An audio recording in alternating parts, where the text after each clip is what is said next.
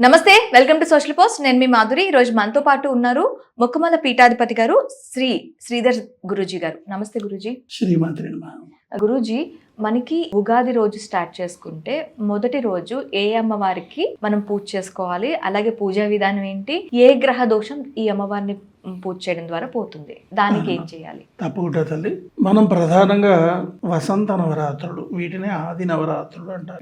ఈ వసంత నవరాత్రుల్లో మనం ఉపాసించవలసిన అమ్మవారు ఎవరు అంటే బాలా, లలిత, రాజరాజేశ్వరి. వీళ్ళు ముగ్గురిని కలిపి మహాత్రిపుర సుందరి అంటాం.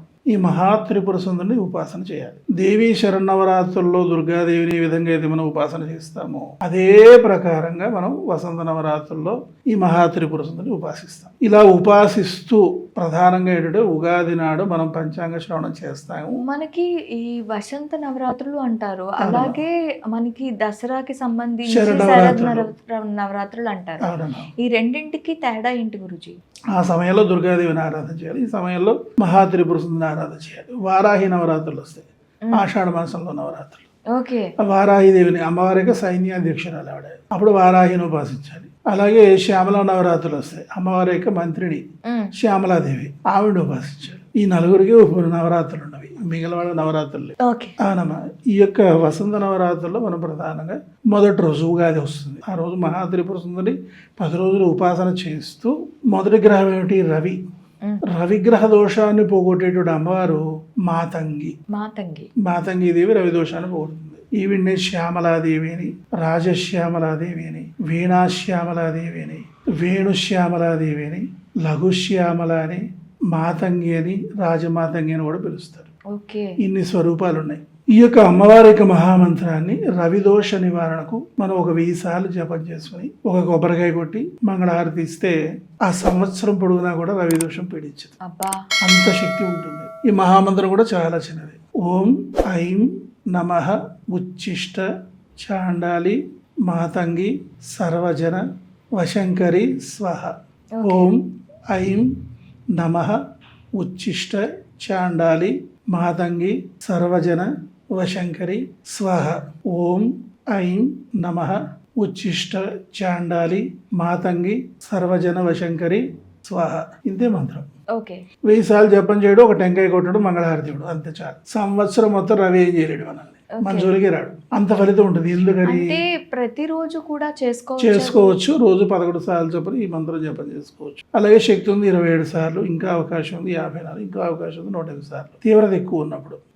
సాధారణంగా రవి తీవ్రత ఎక్కువ ఉందనుకోండి, రవి వల్ల ఏంటంటే విపరీతమైన కోపం, ఈ కళ్ళకు సంబంధించిన వ్యాధులు, తర్వాత అలాగే చర్మ సంబంధమైన వ్యాధులు, తండ్రితో తరచుగా విరోధం, శత్రుబాధ, శత్రువుల మీద దాడి చేయడం, శత్రువులు ఎక్కువ పెరగడం, ఇట్లాంటి సమస్యలు ప్రధానంగా ఉంటాయి. అధికారుల వలన పెడతారు. మన పైన వాళ్ళు మనల్ని ఎప్పుడు హింసిస్తుంటారు రవి బాగోపది. ఆ రకమైన ఇబ్బందులు రవి దోషం వల్ల వస్తాయి అనమాట. ఈ సంవత్సరం అంతా ఆ విధంగానే ఉంటుంది. అంటే నెలలో మారుతుంటాయి కదా, ఒక నెల బాగుంటుంది, ఒక నెల బాగుండదు, ఒక నెల బాగుండదు, ఒక నెల బాగుండదు, ఒక నెల బాగుండదు, ఒక నెల బాగుండదు. అని చెప్పి రెగ్యులర్గా మనం రవి దోషానికి ఈ పరిహారం, ఈ మంత్రం జపం చేసుకుంటూ ఉంటే ఈ సమస్యలు ఉండవు సంవత్సరం అంతా కూడా. అని చెప్పి రవి దోష పరిహారానికి ఈ మంత్రం చక్కగా జపం చేసుకోవడం. నైవేద్యాలు అమ్మవార్ల కంటే నైవేద్య ప్రీతులు అంటారు. ఎలాంటి నైవేద్యాలు? జపానికి నైవేద్యం లేదు తల్లి, జపం చేసిన నైవేద్యం పెట్టక్కర్లే. అవునా?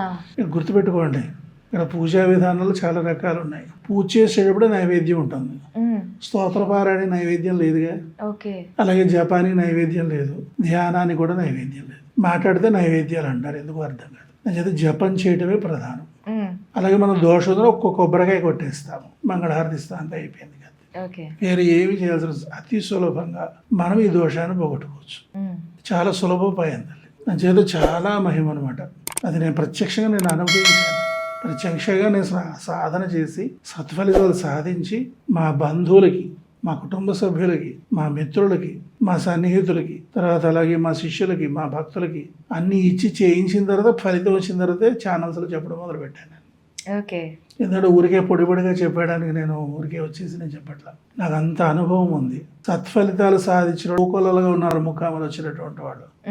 భయంకరమైన సమస్యలతో వస్తారు. ఆ సమస్యలు తీర్చుకుని వెళ్ళాల్సిందే ఎవరైనా సరే. ఎంత క్లిష్టమైన సమస్య అయినా సరే తల్లి శాంతింపజేస్తుంది. ముఖముల మహాశక్తి పీఠం, దశమహావిద్యలు అక్కడ కొలువై తీరున్నారు. అక్కడ లేనటువంటి అమ్మవారు లేరు. దశమహావిద్యలు, అష్టాదశ శక్తి పీఠాలు, అష్టలక్ష్ములు, అష్టమాతృకులు, అష్టభైరవులు, నవదుర్గలు, దశమహావిద్యలు, అష్టాదశ శక్తి పీఠాలు, 101 గ్రామ దేవతలు, మహాకాళి, మహాలక్ష్మి, మహాసరస్వతి, వాసవి కన్యకాపరమేశ్వరి వారు, మానసాదేవి, ప్రత్యంకరాదేవి, బాలా త్రిపుర సుందరి, గాయత్రి, బ్రహ్మ, సరస్వతి, పంచముఖ ఆంజనేయ స్వామి, వల్లి దేవసేన సమేత సభ, తపోషణ్ముఖేశ్వర స్వామి, కామధేను, తర్వాత అలాగే సంకటహర గణపతి, అందరూ ఉన్నారు. 22 దేవాలయాలు, 600 దేవతామూర్తులు, ముక్కామల మహాశక్తి పీఠం అంటే చిన్నది కాదు. దర్శన మాత్రం చేతనే దోషం పోతుంది, అంత మహిమ ఈ క్షేత్రానికి. అంచేత ఈ రవి దోషానికి చక్కగా ఈ రోజు చేసుకొని ఈ విధంగా చేసుకుంటే బాగుంటుంది. ఇంకొకటి గుర్తుపెట్టుకోండి, ఈ మహామంత్రాలకు ఉపదేశం కూడా అక్కర్లా.